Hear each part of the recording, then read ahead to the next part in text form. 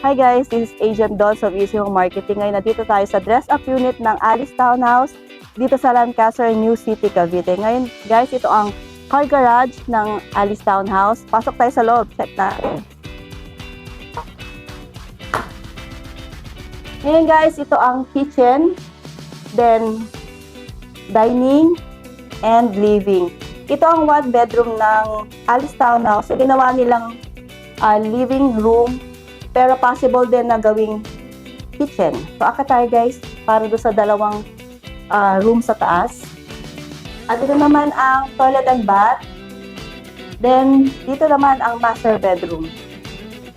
Yan, ganda.